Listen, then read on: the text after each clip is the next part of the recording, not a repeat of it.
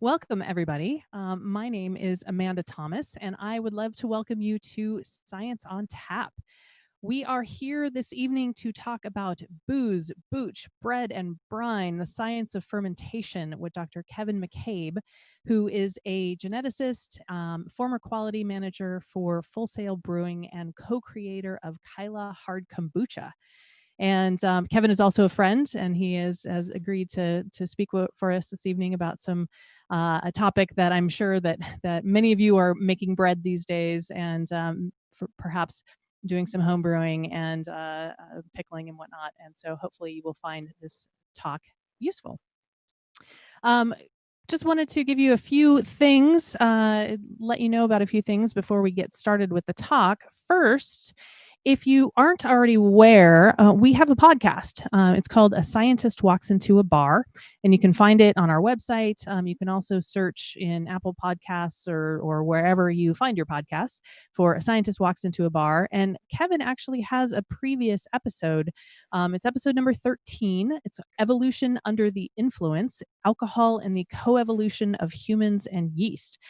He gave that talk a couple of years ago, and it was a fun presentation about how humans, well, it's right there in the title, how humans and yeast have co-evolved. And he'll be touching on some related topics tonight, but I encourage you to go check out the podcast. Again, that's episode number 13.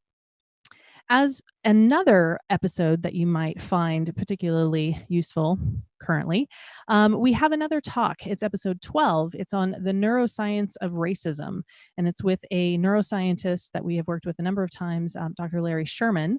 And it talks a lot about how our brains are wired to notice differences and what we can do about it to make things better. And I encourage you to check that episode out and let us know what you think about it. Related to that, wanted to let you know that we have just posted a statement on our Facebook page and on Instagram about how we as staff and volunteers of Science on Tap are working to be more inclusive. One of the things that you can expect to see from us in the coming weeks is that we will be actively inviting scientists of color to present and talk about their work. And we welcome feedback from all of you, and we want to do better. So please feel free to get in touch with us and let us know what you think about that as well. For those of you who are new to Science on Tap, just wanted to give you a brief overview. We have been doing Science on Tap in person in theaters here in Portland, Oregon, and Vancouver, Washington, for around 7 years or so. It's normally a fun event. Well, I mean, it's fun this evening as well, I hope. But you can come to a theater, have a tasty beverage, have some food, and sit in the theater with a bunch of friends and learn about some science.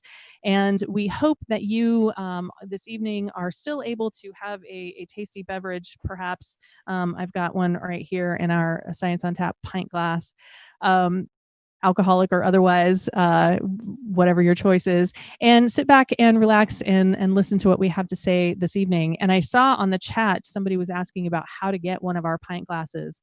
And one of the ways that you can do that is if you become a Patreon supporter at, I think it's either the $15 or $20 level. I can't remember. One of the perks of that is a pint glass. So I would mail that out to you just as soon as you sign up to do that.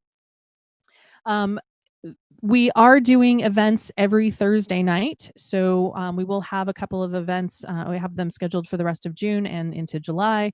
Those will be posted on our website. And if you sign up for our mailing list, you can get information about what's coming up in the near future.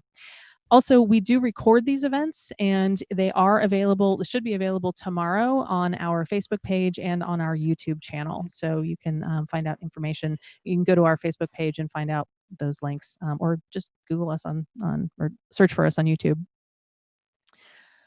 So what you can expect for this evening, I'm going to finish up here in just a minute, the talk, and then introduce our speaker for the evening. The talk's going to go 45 minutes to an hour or so, somewhere around there.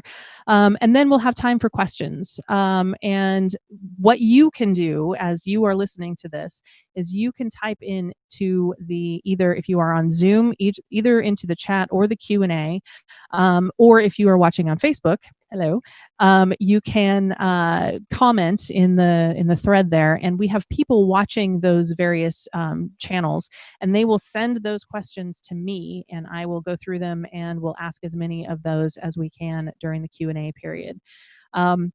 Once we're finished with that, we'll end up, and then Kevin has agreed to stick around for a little while afterward for those of you who are on Zoom only. Unfortunately, we can't also do this with Facebook, but if you're still on Zoom and you have some questions that you were not able to get answered already, Kevin will stick around and answer those for you. Or most of them anyway, I hope. Finally, if you are joining us through Zoom, we will be sending out an email either tonight or tomorrow about how you can give us some feedback. We have a survey. We'd love to get some feedback from you about the event. We'll be posting it on our Facebook page as well. And one of the things that I'm particularly interested in is your zip code of where you are watching right now, because we are generally interested, or not, we're generally seeing people from the Pacific Northwest, which we love you all and we're glad that you're here, but we've been seeing some other people from other places, and there's a group from Kansas, Hawaii, Southern California, and we'd love to know where you are calling in from, but watching from. So please write down your zip code. If you don't want to do the survey, you can put it in the comments, and we'll pull that from there. So thank you. Finally, before I introduce our speaker, I already mentioned that we have a Patreon page.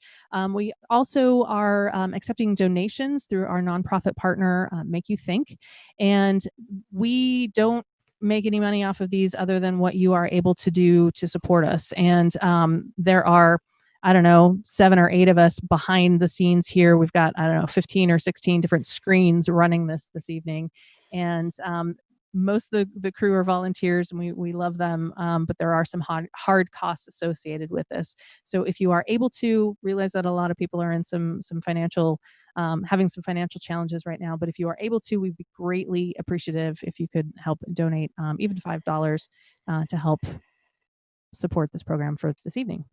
So with that, I am going to stop talking and stop sharing my screen and welcome our speaker, Dr. Kevin McCabe. Hi, everybody. Thanks for coming along to join us for this talk tonight. Let me get my screen up and we'll get started. So tonight, or whatever time you end up watching this, I'm going to be discussing booze, Booch, Kombucha, bread, and brine, or fermented vegetables, and the science of fermentation. So just as way of an overview, I'm going to start off with a description of what is fermentation, what it is. Then I'll talk a little bit about beer, switch over into cider and wine, distilled spirits, touch on kombucha, a little bit about kimchi and some fermented foods, and then finish with a discussion of bread. Then I'll tie that all together with a discussion of the microbiology and evolution in fermentation.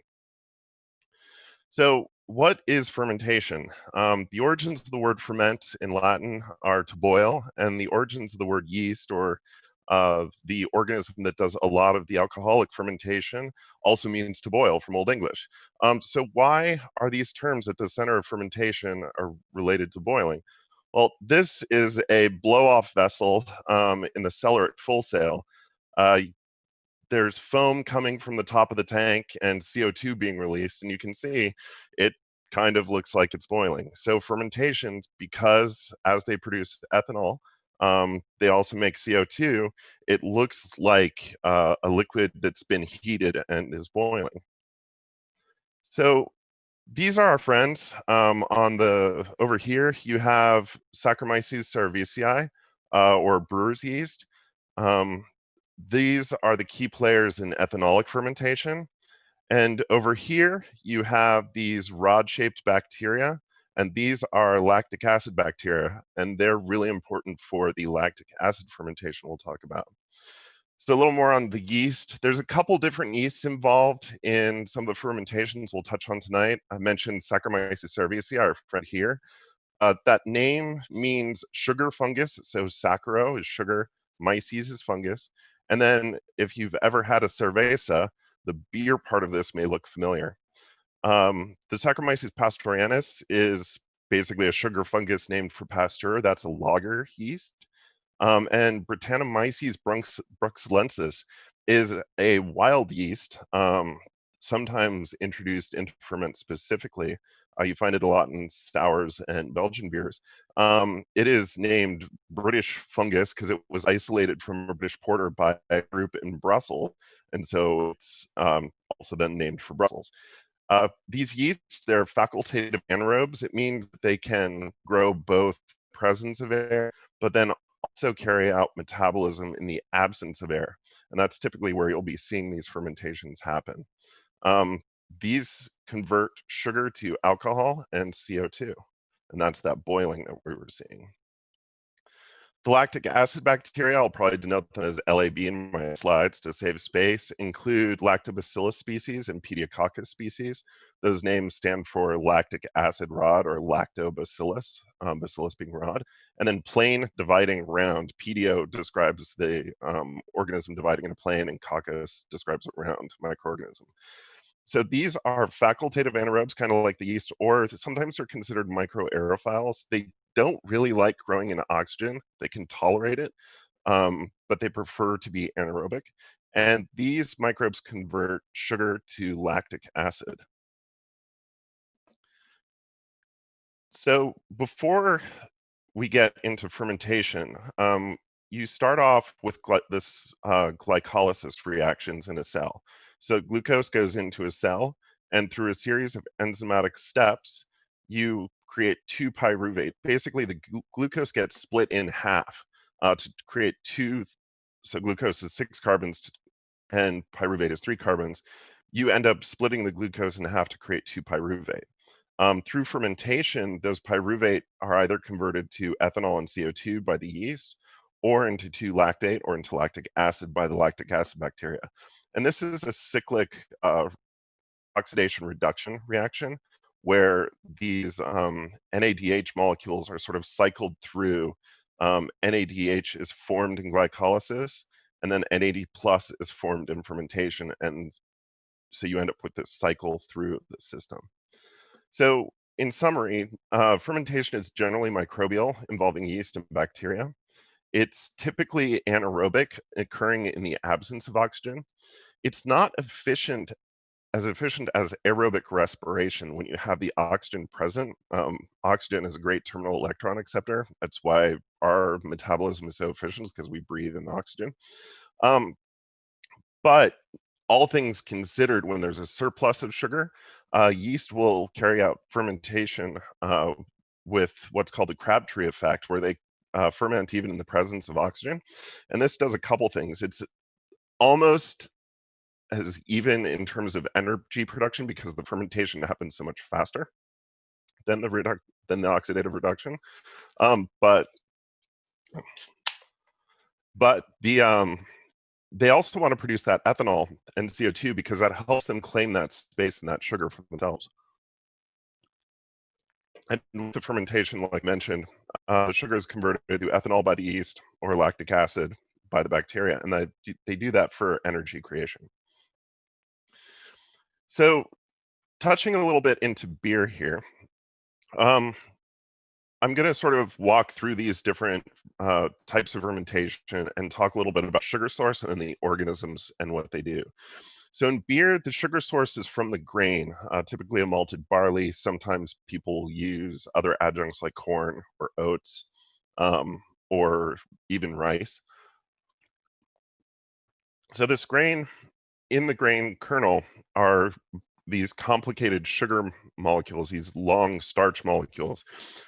You have a mix of amylose, which is a straight chain sugar made up of glucose subunits, or you have amylopectin, which is a branched starch, again made up of glucose subunits, but with branches in the chain. And one of the reasons that we use malted barley as the main grain in beer is because the malting process starts the activation of the germination and then stops it. And what that does is it triggers that malting and germination triggers the production of enzymes that help break down these sugars, much like a germinating seed would need these sugars to produce the starting plant with the cotyledons to get photosynthesis going. Um, these enzymes are needed for breaking these sugars down for the plant. We're just hijacking that a little bit. So with heat and water, you can get these enzymes in the malted grain to break down the amylose and amylopectin to glucose, maltose, and maltose is just two of these glucoses next to each other, so it's a disaccharide, and then maltotriose, which is three of these glucose connected to one another. There's also some larger sugars that aren't broken down as finely as those, and those larger sugars contribute to the body and mouthfeel of a beer. The organisms involved are, of course, yeast for the ethanolic fermentation. And most beers these days are solely a yeast fermentation. But if you're familiar with sour beers, you may know that lactic acid fermentation is a part of that.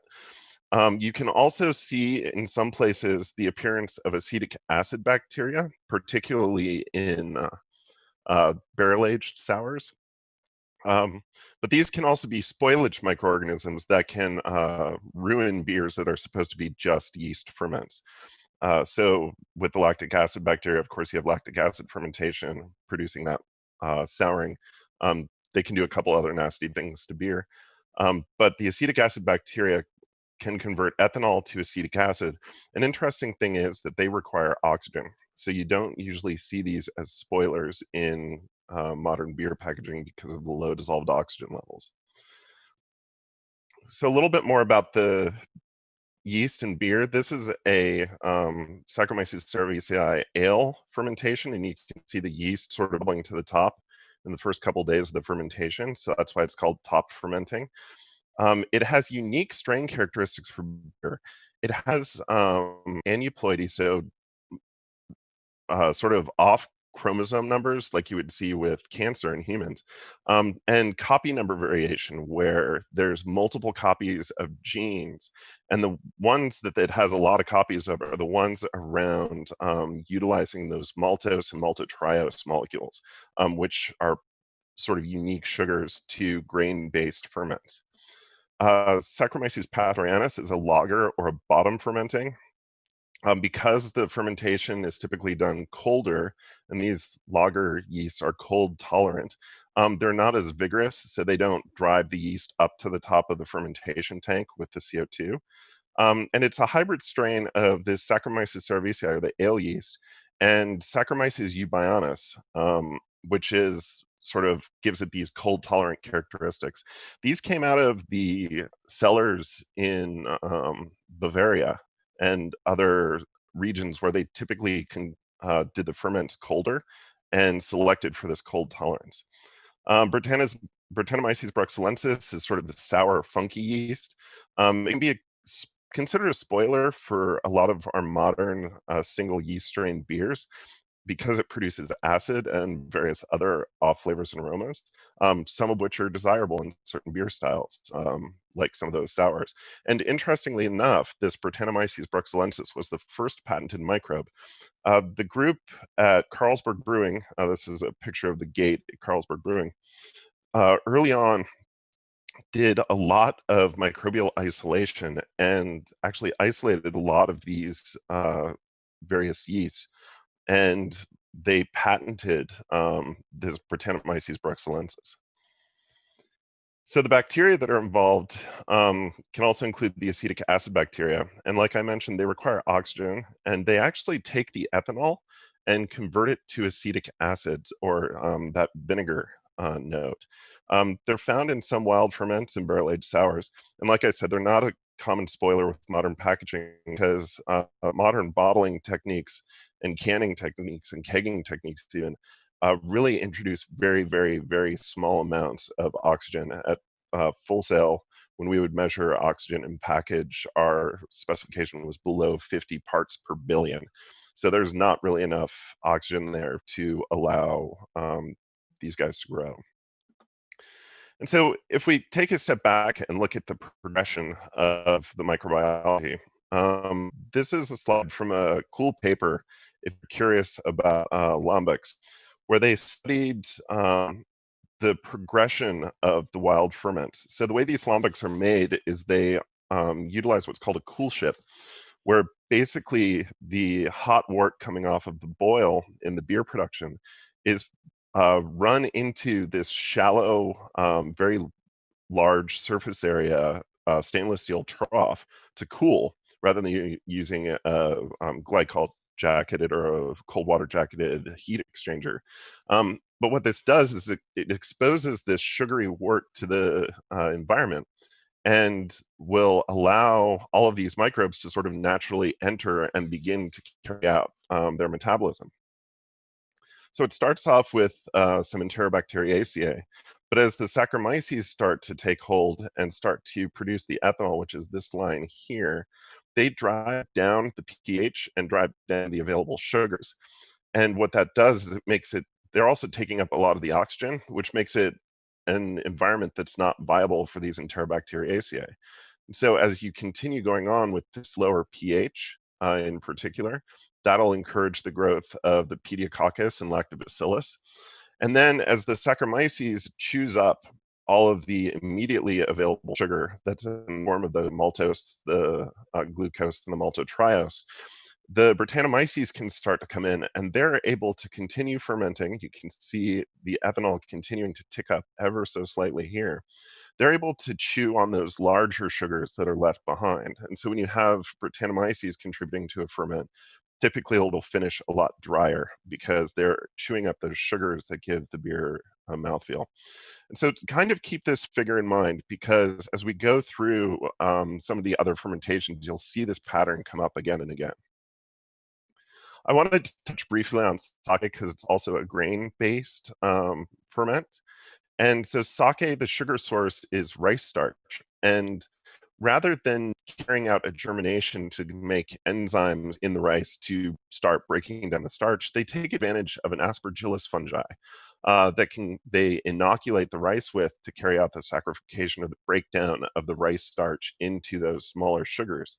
And then, of course, they introduce the Saccharomyces cerevisiae to create the ethanol. With wine and cider, it's not a starch base. The sugar source is the fruit, and the sugars that are found in fruit are primarily sucrose. And sucrose is pictured over here. It's a disaccharide of glucose, this molecule here, and fructose. And the yeast can break this apart and chew on each of these separately. The organisms involved are, again, Saccharomyces cerevisiae for the ethanolic fermentation to create the ethanol and the CO2. In wine, it's around long enough that a lot of the CO2 is lost. In cider, you can have still or sparkling ciders. I mean, I guess you have champagne, which is sparkling wine, and that's that CO2 from that ethanolic fermentation. The lactic acid bacteria here, including this Lockenstock oenis, do something really important in wine. In fruit, there's a lot of malic acid, which is a very harsh tasting acid. It's very sort of astringent. And these lactic acid bacteria convert this malic acid into a lactic acid through a malolactic fermentation. And the lactic acid is a much softer acid. Lactic acid is what you have when you have sort of basic unflavored yogurt, that sort of gentle sourness. And so you're converting this harsh acid into a softer acid, and that's important for the flavor and mouthfeel of wine. You can also have acetic acid bacteria. These can come in from barrel aging because the barrels can allow liquid to evaporate out and then allow a little bit of oxygen in. And here you see a winemaker topping up the barrel. And so they have some wine set aside. And what they do is as evaporation occurs, they go in weekly or every couple weeks, depending upon the barrel and how much it's losing. They'll top it up to keep from getting that headspace of gas in that barrel. And that's important to keep these acetic acid bacteria down, because if there's headspace, these guys will start to grow and can ruin the wine. So by topping it up, there's no headspace to allow for much oxygen ingress, and they can't really grow very much. Wine and cider can also utilize spontaneous fermentation, a lot like that wild ferment in the lambic that I showed. This is a bunch of grapes and grape juice just after a piage or being stomped on with one's feet. And again, there's Saccharomyces in and on the grapes and in the winery environment that can inoculate these cultures. There's also wild yeast present. But the Saccharomyces in wine compared to the Saccharomyces cerevisiae in beer tends to behave more like a wild yeast. Some characteristics of that are a higher alcohol tolerance, better environmental survival, and they don't have that copy number variation for the maltose uptake and maltotriose metabolism. And part of the reason is that these Saccharomyces and other wine and spice are involved in a seasonal process. When you dry grain, whether it's rice or barley, it makes it stable and you're able to keep it through the seasons. Whereas wine and cider are relying on fruits that are relatively seasonal in nature. And in particular for wine, um, grapes do not store very well, so you need to process them pretty quickly. With spirits, you can use sort of any sort of sugar source. So grain and fruit are both common sugar sources. Grain examples would be like grain-based vodkas. Fruits, of course, would be the brandies or the and again, it's the Saccharomyces cerevisiae carrying out the ethanolic fermentation. And with spirits, the added step of distillation concentrates that alcohol and pulls off the alcohol and various other flavor and aroma compounds that are present there. Some spirits will utilize lactic acid bacteria, such as sour mash whiskey. That sour there is the lactic acid present in the mash. And a really interesting one is the presence of Clostridium sacchubutyrrhecium, which, like its name says, create butyric acid and other carboxylic acids in a putrefaction process in rum production. So this is what that looked like. They have what are sometimes called dunder pits, where they take the um, leftovers after the distillation that's left in the still that doesn't contain the alcohol, but it contains sort of the waste. And they'll add that to these vats, pits. Stories go that there are bats and goat heads and all sorts of other debris in there. But what happens is it goes through this process of putrefaction with that Clostridium species, and it creates this butyric acid here. Butyric acid is known to have a human vomit aroma, specifically described as baby vomit by a lot of people. But then you also have the ethanol from the rum that you're going to be distilling. They take a little bit of the liquid out of these pits, add it to the distillation, and as part of the distillation process, the heat and the ethanol and the butyric acid combined in a dehydration reaction to form this ester pictured here.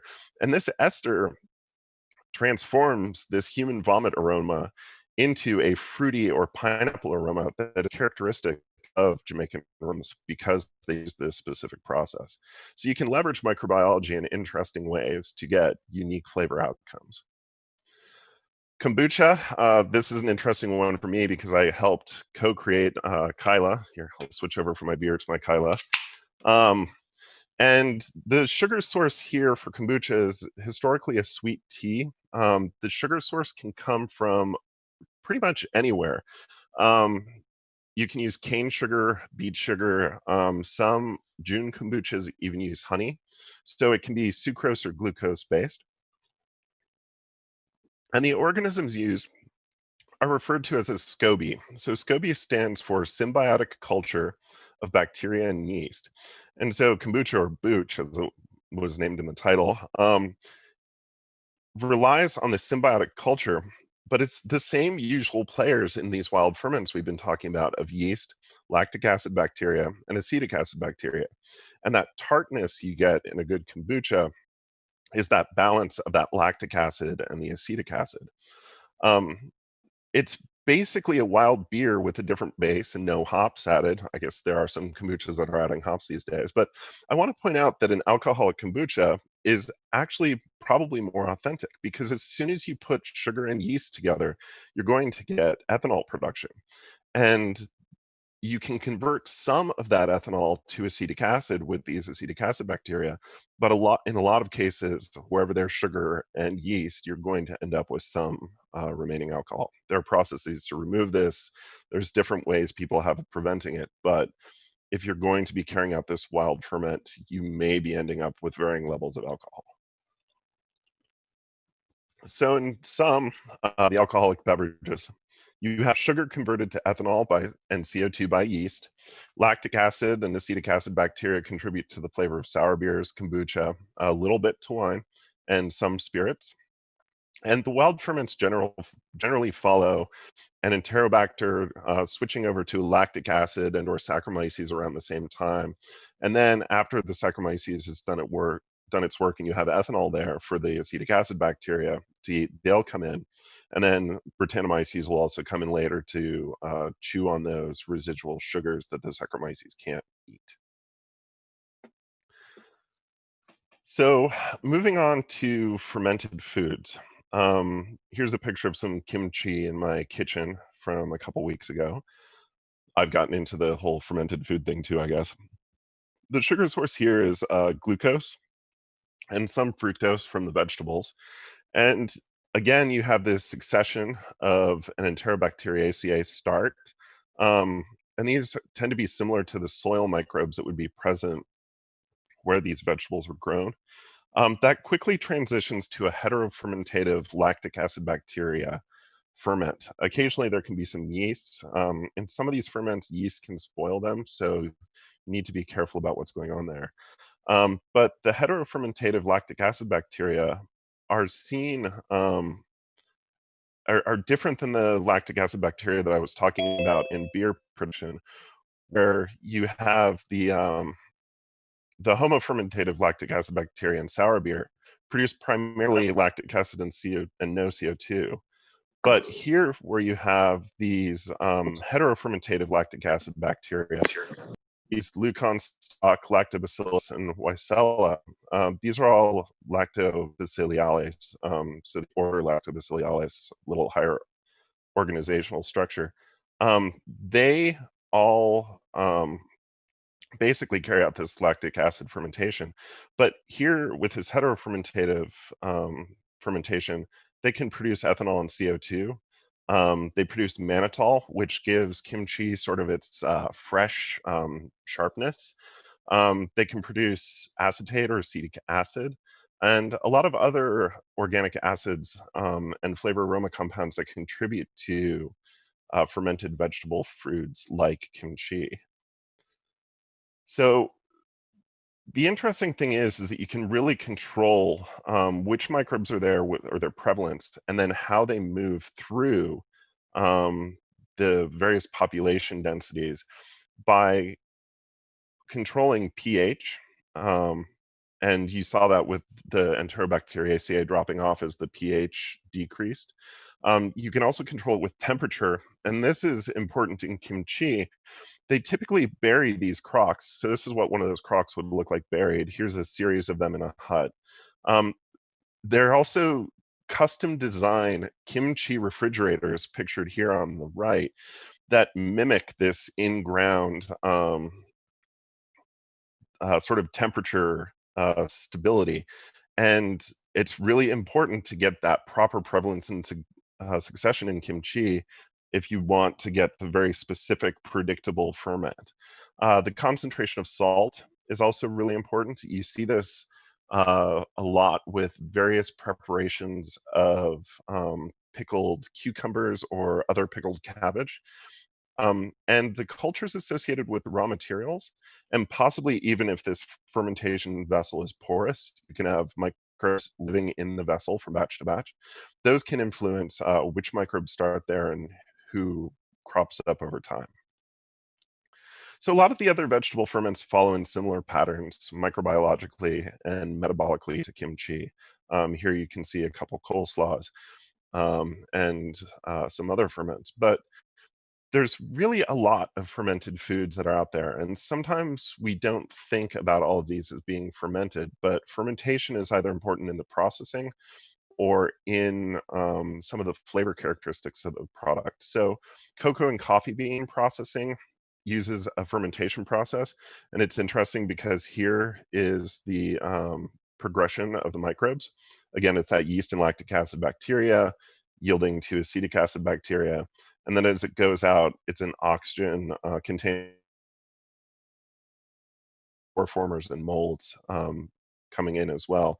And this is basically to remove excess material from around the bean. It can be important for adding acid to coffee and things like that. Teas, many teas are fermented. So some of the darker tea leaves that you'll see are fermented. There's also fermented hot sauces. Sriracha is a great example. Many dairy products are fermented. Buttermilk, sour cream, yogurt, cheese.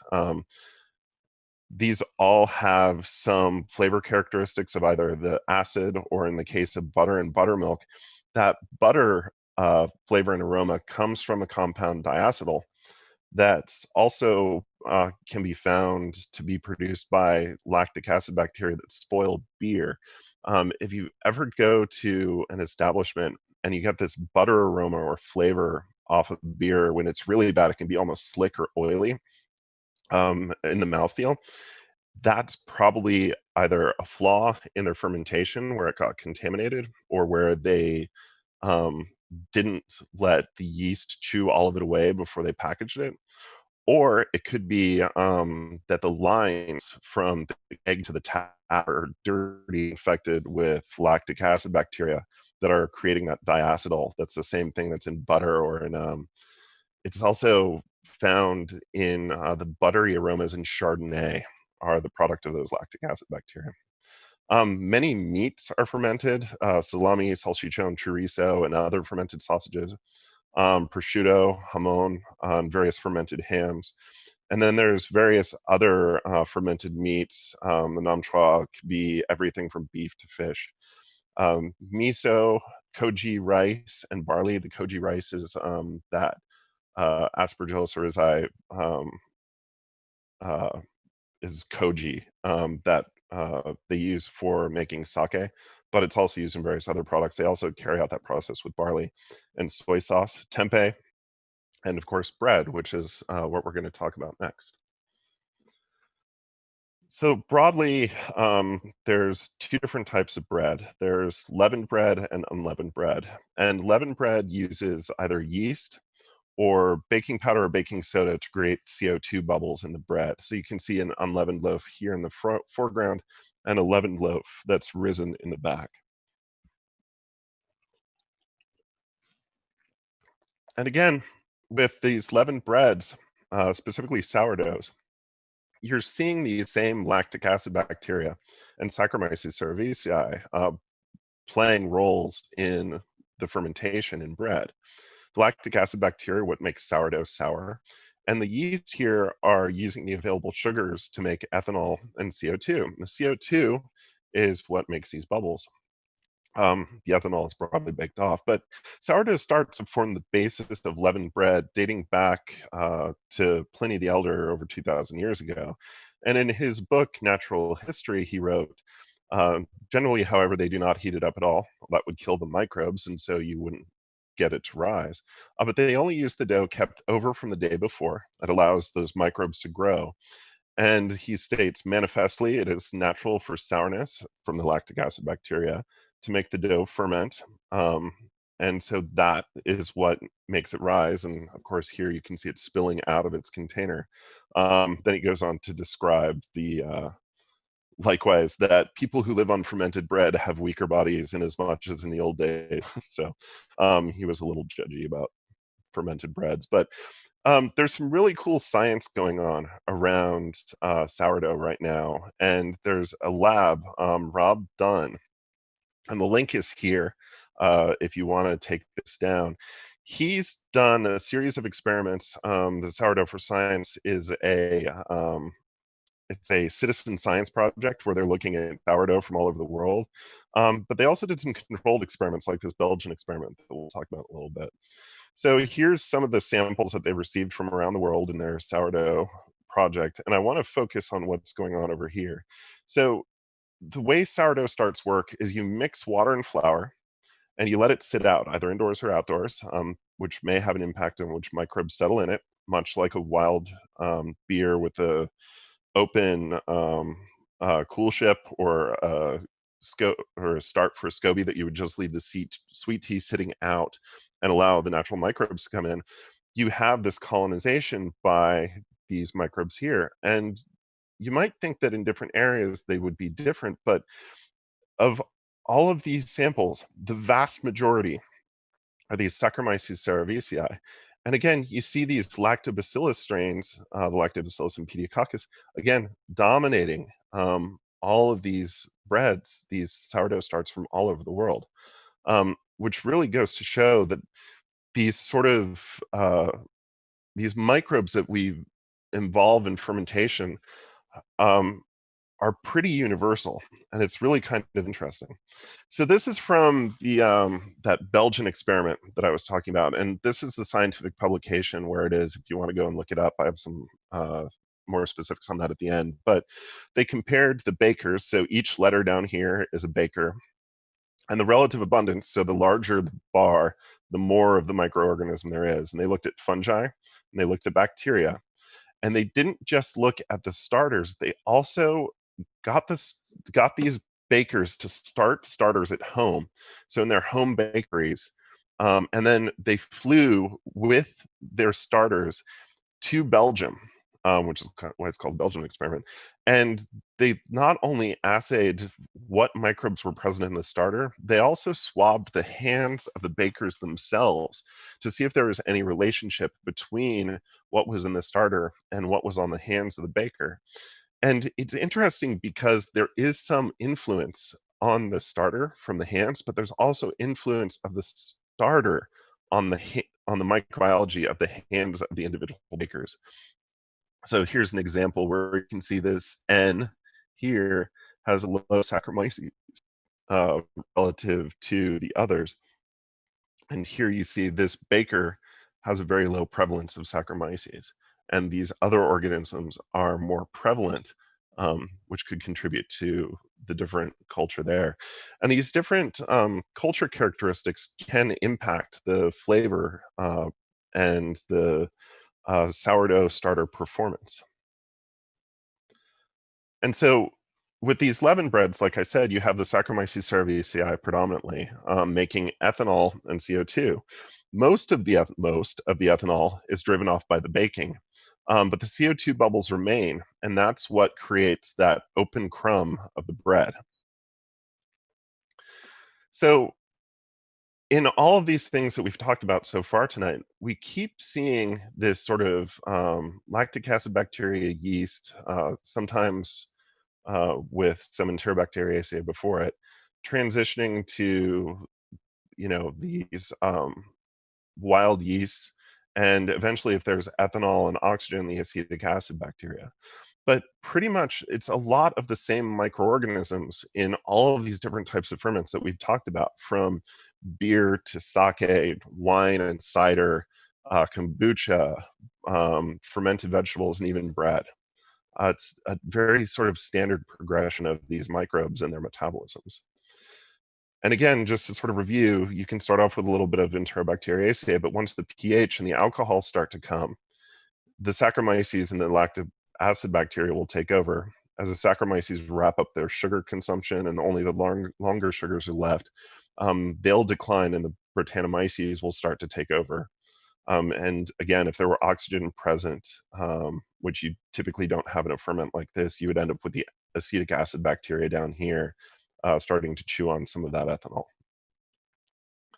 And so the conditions that dictate microbes present and their successions are really a lot about pH, oxygen, the ethanol from the yeast. Ethanol is a pretty potent antimicrobial, but when we think about the microbes that are present with Saccharomyces in these ferments, remember we talked about lactic acid bacteria carrying out malolactic fermentation in wine. They're carrying that out after the alcohol has been produced. So you have lactic acid bacteria happily operating at 15% ABV, sometimes. So lactic acid bacteria are typically pretty alcohol resistant. And then the acetic acid bacteria that can come in later, they actually eat the ethanol. So you can see they sort of have to be able to stand the environment containing ethanol from the yeast. And that may be sort of why these are so cooperative. Um, there's also these bacteriocins, or these peptide-based molecules from lactic acid bacteria. They are antimicrobials that will typically inactivate related species, and sort of, I liken it to the ethanol produced by yeast. It's a biochemical warfare agent between these microbes to basically say, this is my sugar, I'm going to eat it all, I'm going to make this stuff that kills you so you can't have it.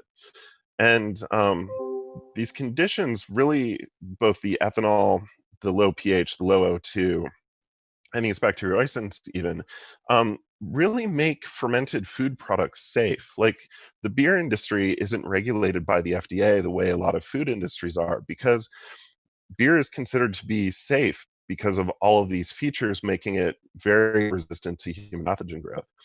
And some of these bacteriocins have even been leveraged. So nisin is a specific one. It's more of a broad spectrum bacteriocin than just killing sort of the, or slowing the growth of the related guys.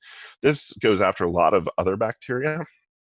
And it's actually used to enhance microbial stability of food as a food additive.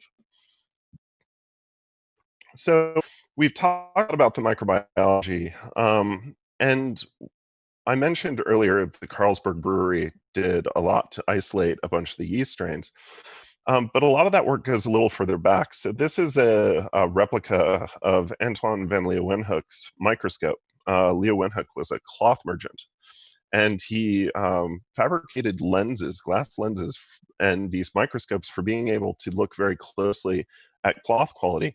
But then he started to see other stuff, and he examined everything. He examined everything under the microscope. One of the things that he found, though, was yeast in beer. And it was probably about 70 plus years later, Louis Pasteur, pictured here, actually settled the argument with the chemists, between the chemists and the biologists, about whether fermentation was a chemical process, which the chemists wanted it to be because it was so important to the economy at the time, or the biologists who thought it had to be a biological process. And Pasteur demonstrated that it was yeast that are actually carrying out the ferment. Fast forward 40 more years, and you start to have microbial isolation techniques where they're able to separate out the different yeasts and bacteria from one another. And this was key at Carlsberg. Like I said, they patented the first microbe. Since we're talking beer, I'm going to switch back to my beer. And so they are the originators of these controlled ferments using single yeast strains. Down here, you have pictured some of the strains that Full Sail uses. They're all slightly different morphologies when you can get up close and look at them, but you can see these individual colonies here. Each individual colony arose from a single microbe and is genetically homogeneous. So what they were able to do is isolate these microbes, separate them from one another, grow them up, and then what's called pitching, or adding the yeast to the wort, and get these extremely controlled, very consistent products on the back end. And you have to wonder if before Carlsberg started doing these controlled yeast beers, if there wasn't a lot more of the wild and sour character, because you didn't really have control over what microbes were present in the beer. Really, all you had was selecting for the best batches and backslopping, which is sort of taking some of that good batch and moving it into a new substrate or fresh wort to make another beer. And I kind of have to think that before the early 20th century, Carlsberg started doing this, a lot of those beers probably were sour.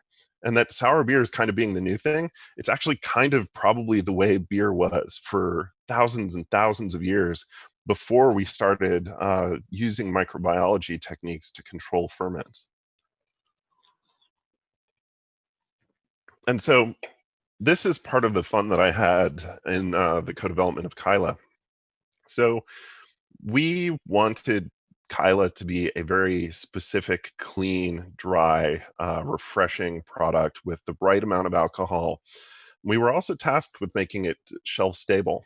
So Kyla, as far as I know, was the first kombucha on the market to still have the native live cultures, so the microbes that were in the SCOBY to ferment it, present in the packaged product and still alive. And for that product to then also be shelf stable, which means that it can sit at room temperature without creating more CO2 and alcohol. If you ever opened a kombucha, a lot of the brands, you let them sit out, they ferment a little bit more, and you open it and it gushes out and you lose a third to half of your beverage. That means that there's continued fermentation going on because there's more CO2 and there's also more ethanol, right?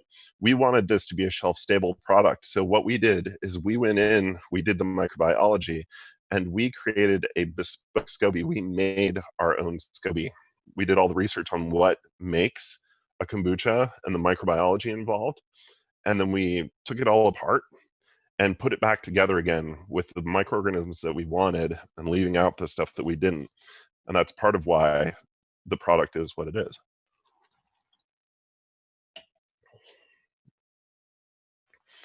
And so, speaking a little bit about the evolutionary influence on fermentation microbes.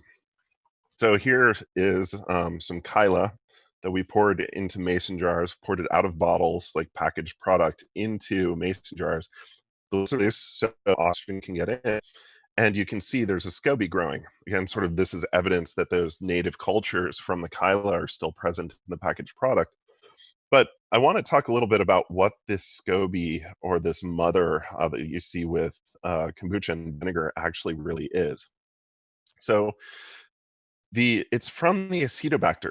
And as I mentioned, the Acetobacter need ethanol from the fermentation and oxygen from the environment to make acetic acid. So the only spot where you really have enough oxygen and enough ethanol is at the interface of the headspace and the liquid. And so they've evolved to create this cellulosic matrix. So they make this cellulose molecules that sort of create this mesh that floats. And that's what a SCOBY is. It's not just populated by the Acetobacter, but the Acetobacter make this cellulosic mat that allows them to float at the interface. The other microbes, of course, get all involved in that because it's a great space to hide and live, but that's why you can take a cutting of a SCOBY and throw it in to start another batch. But this is made by the Acetobacter so that they can carry out their metabolism, drinking the ethanol and breathing the air. So they've evolved to create this really cool product that lets them do that. There's also a lot of evolutionary influence on the yeast. So we talked about the yeast being pretty much the same. Everything is Saccharomyces cerevisiae, from bread to fermented foods to wine and cider and sake and spirits and bread, right? Okay, so how they're not all the same exact strain of Saccharomyces cerevisiae. And there are some interesting things that have happened through history that have shaped the genetics of the yeast. And if you're curious to learn more about this, I gave that whole talk for Science on Tap that Amanda mentioned earlier. I go into a lot of detail about the history and the genetics of yeast all the way back to way back here, which is like 70 million years ago.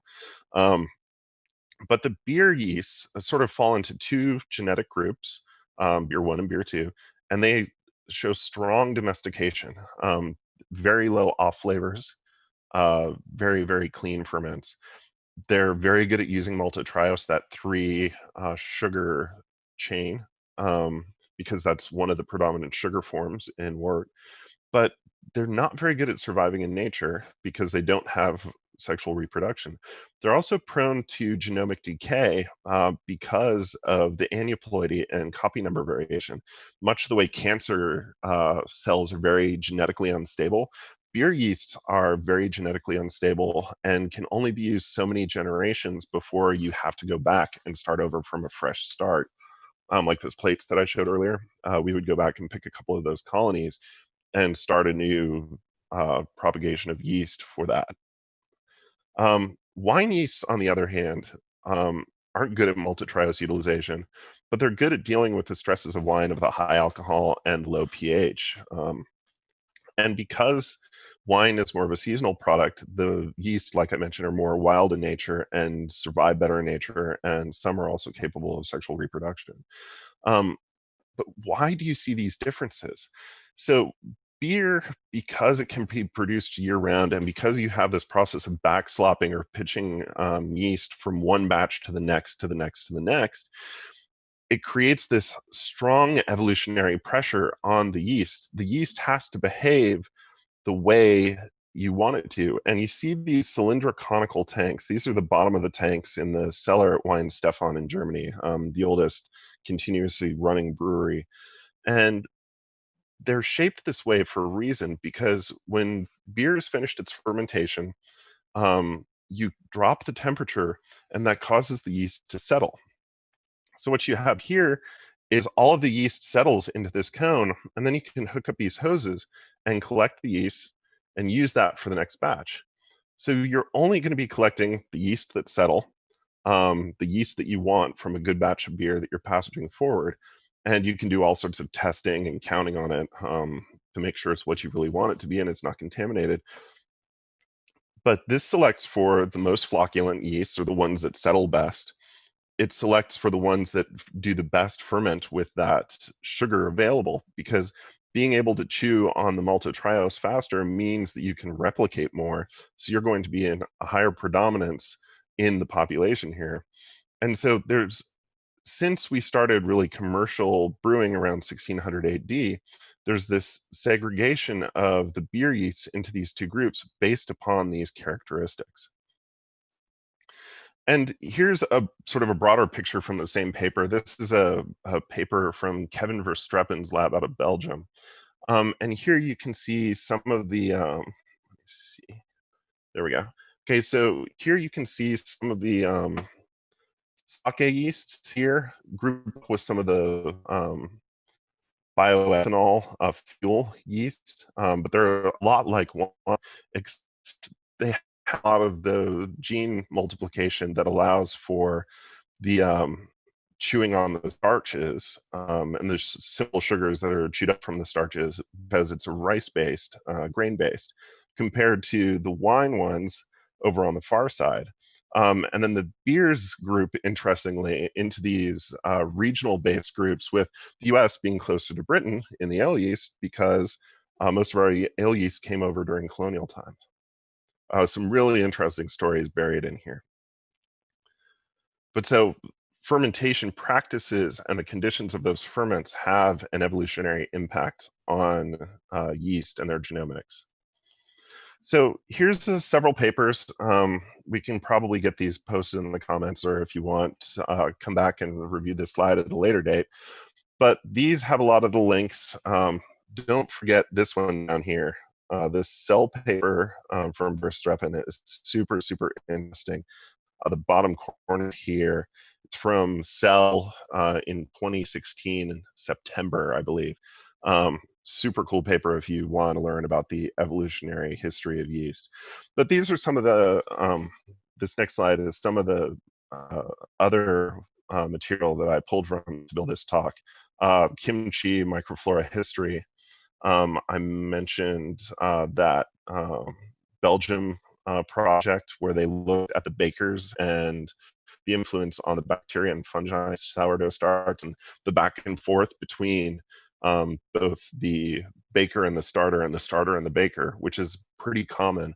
You even hear stories out of these old Belgian breweries that do wild ferments of when they create a new facility, they pull the rafters out from above the old cool ship and move them to the new brewery to put above their new cool ship, because they're imbued with the microbes of that brewery, and to get the consistent product they need those microbes to move with them. I talked a lot about this Lombok paper and that succession of microbes. And then this last one I used a little bit in the talk, but I didn't get too much into.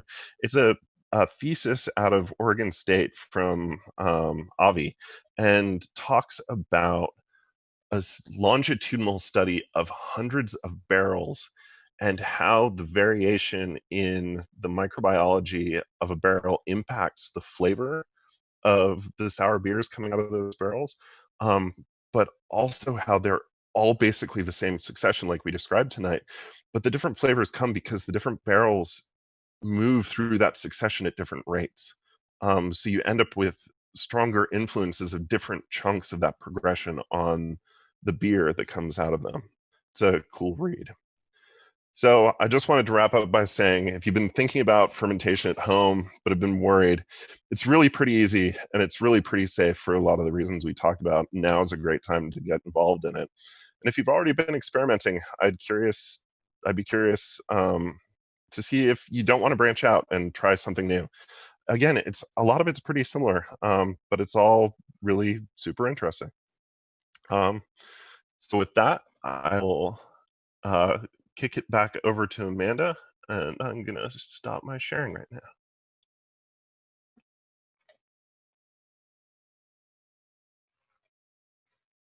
Okay, great. Can you hear me okay? Super. Thank you, Kevin. There have been a ton of questions being fed to me, so I will try and get to as many of them as I can. I'm going to start with, I've been trying to separate them into a couple different groups. I'm going to start with the idea of the natural yeast that you were talking about.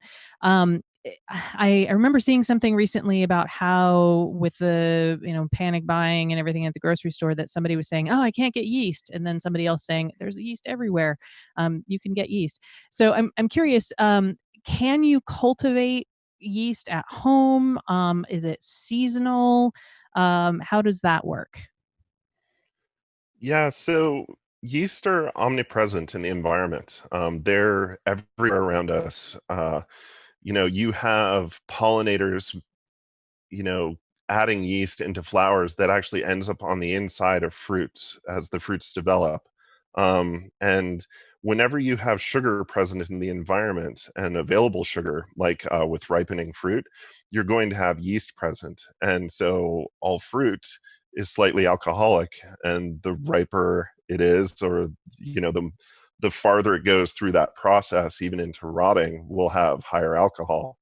So yeah, yeast is everywhere. And the sourdough starts, like I was mentioning, really all you do is you mix some flour and some water and you let it sit out. And the microorganisms in the environment, even microorganisms like I mentioned from the baker's hands, from your hands, will get in there and they'll start to act on that. You'll start to see it bubble. You'll start to notice changes in the aroma. And you can just keep adding flour and water and flour and water over a period of days till you have enough to make a loaf of bread. And then you can keep moving that forward. And some people have starts that, originated in their great grandmother's homeland 500 years ago, because they're a living organism, a population of microbes that you can just keep moving forward through the ages. So yeah, they're everywhere. It's easy enough to find them. I mean, you could culture the yeast out of this beer and use it to make bread. Related to that, I'm going to jump over to the topic of kombucha. Somebody asked whether they could cultivate they could ferment Kyla and get the same kind of flavor out of that. Is that possible? Kyla is a really unique creature. There was a lot of work that went into the microbiology and the process of it, such that yes, while you can grow a SCOBY from it, it's probably not going to taste the same just because of how tightly the brewery can control the fermentation processes. I mean, you can make kombucha off of it for sure, but it's probably not going to come out tasting just like Kyla. The microbial populations vary through the ferment so much that they're different at the start than they are at the finish. It's kind of, I don't know. I can't really talk about it too much because it's a lot of proprietary microbiology research that we did. Fair point. And also, I just wanted to mention, I should have mentioned this earlier, for any of you who want some of those links that Kevin was talking about, we will be including those. We can include some if you are on Zoom and we're sending you an email follow-up. We'll include them in that. We'll also post them on the Facebook page. So don't worry if you didn't write all of those down. Another question about, a couple of questions about kombucha. You see you're drinking out of a can, and there was a question about when they were trying to make it, somebody's, or the instruction said you can't use metal, don't touch it with metal.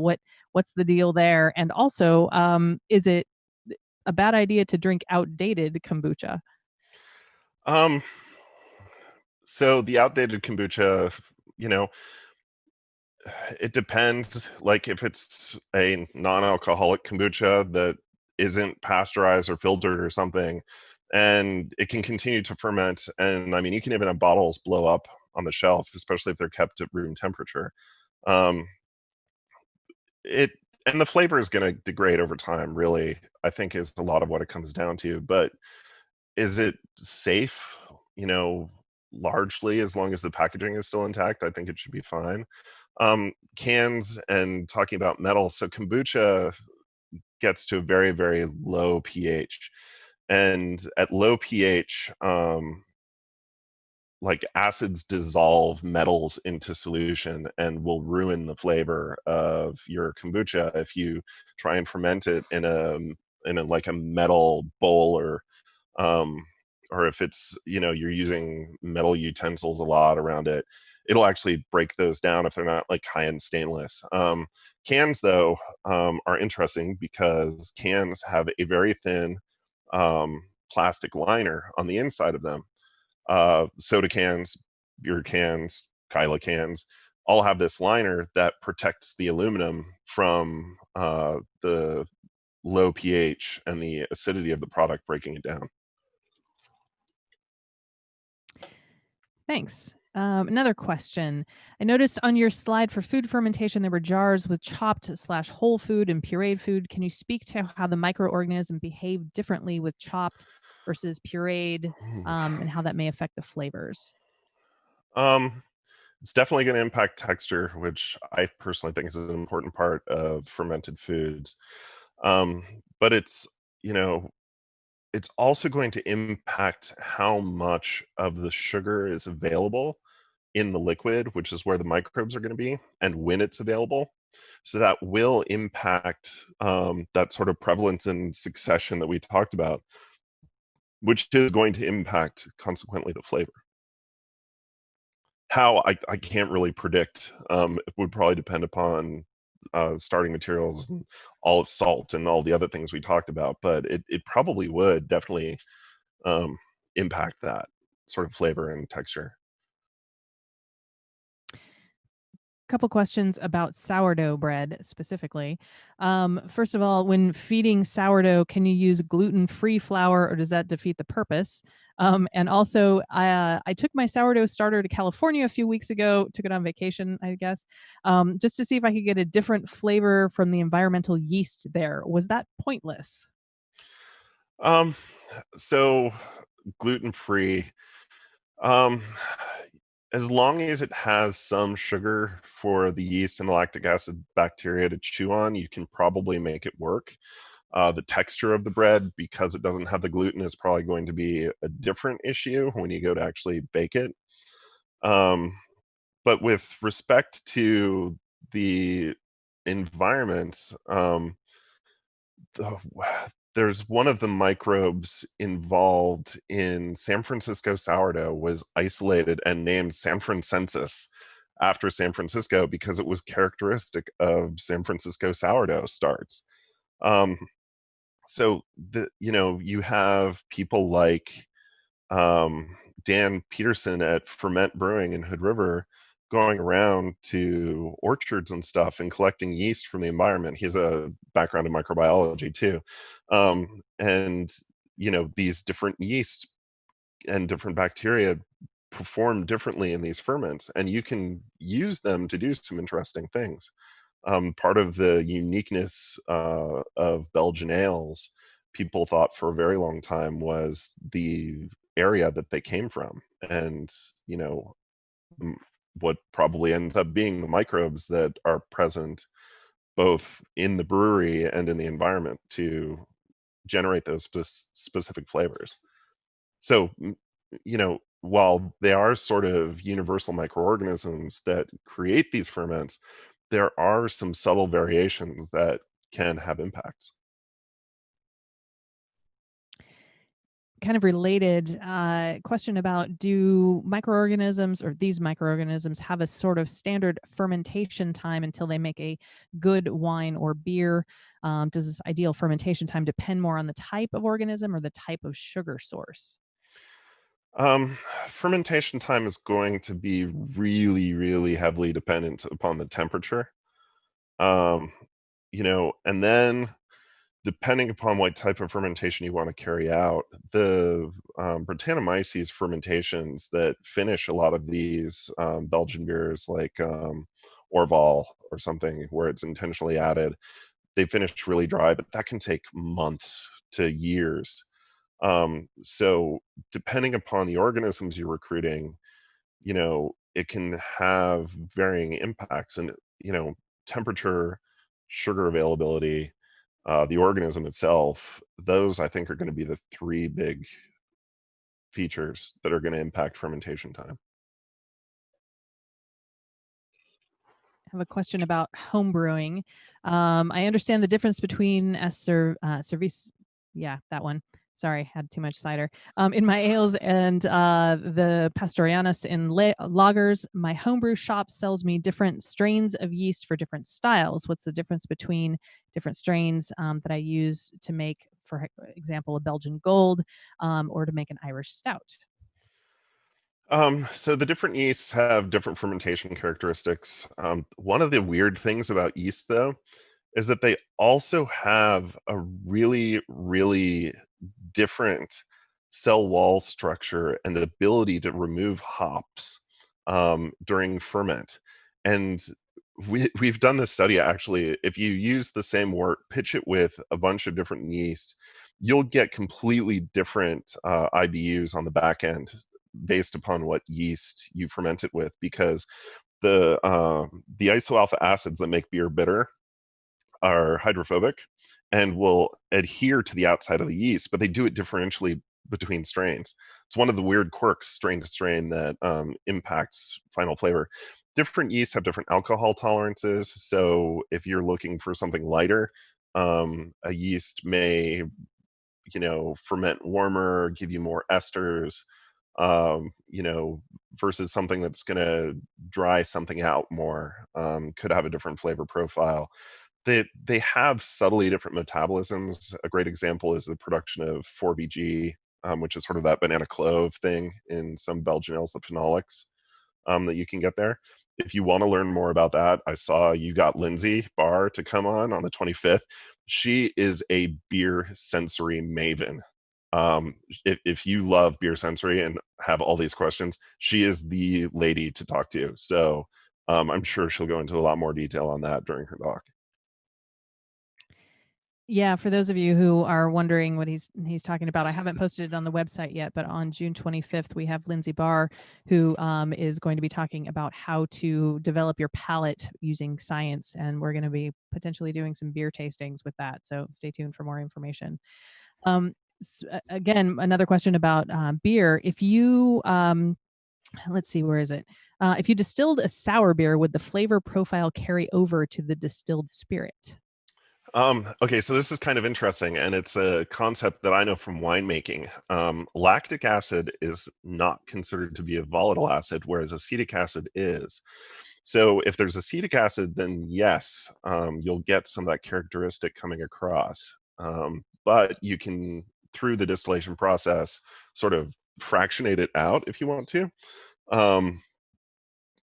That said, when we were talking about the rum fermentation and the other acids that were present and the chemistry of forming those esters are volatile. And when you have the ethanol recombining with, or combining with some of those, especially carboxylic acids to make those volatile esters, that can really impact the flavor of the final product. Related to that, somebody asked about the butyric acid pineapple flavor in with the rum you were discussing. Is that something that is intentionally used in mass-produced rum? It's intentionally used, and there are some distillers that use more. There's some distillers that use less, but it is something that's a characteristic flavor component of Jamaican rum historically. Okay, I just have about 3 more questions if you don't mind sticking around. Lots No, of it's fine. good things. Question: I made fermented apple juice and I ended up with an upset stomach. Is it possible to unintentionally poison myself? Um,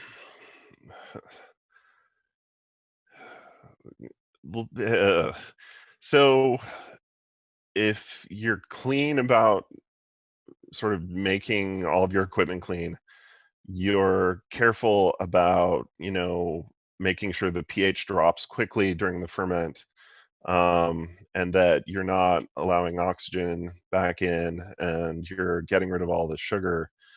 Um, uh, fermentation, again, even fermented foods aren't that heavily regulated by the FDA, so they're generally considered to be safe. Is it possible something could have gone wrong? Maybe. Um, but broadly, I think fermentation as a whole is considered safe for thousands of years of reasons. On a related topic, what's botulism? So, botulism is formed by an organism called Clostridium botulinum. It's a toxin that's produced by the bacteria when it grows, and it that's why I mentioned pH very specifically, because Clostridium botulinum doesn't grow well below pH of about 4.5 or 4.6. So a lot of food safety metrics are based around whether something is a high acid food and is generally safe from that, or whether it's a low acid food and it's going to be susceptible to the growth of that organism in a anaerobic environment. It's an obligate anaerobe, so it can't grow with any air. But that's why you're concerned about canned foods and such, is because they don't have any air in them.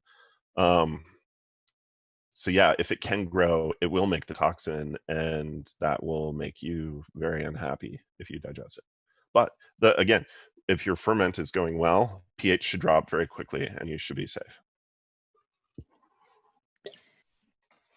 Okay, and one final question, and again, I want to remind you, if you didn't get your question answered, Kevin's going to stick around for a few minutes afterward. But what happens with the fermentation waste? For example, in a brewery, you mentioned something how some of the yeast is pitched back, but what happens to the rest of it? Is it just thrown away? So a lot of breweries, as much as they can, they don't want to pay for waste disposal. So what they do is they sell the spent grain to farmers. And a lot of the spent yeast that doesn't get pitched forward will go into that feedstock as well. So they're getting sort of the protein and the vitamins and any residual starches that are left in that grain and yeast. So yeah, you don't want to pay for waste, so you figure out a way to use it.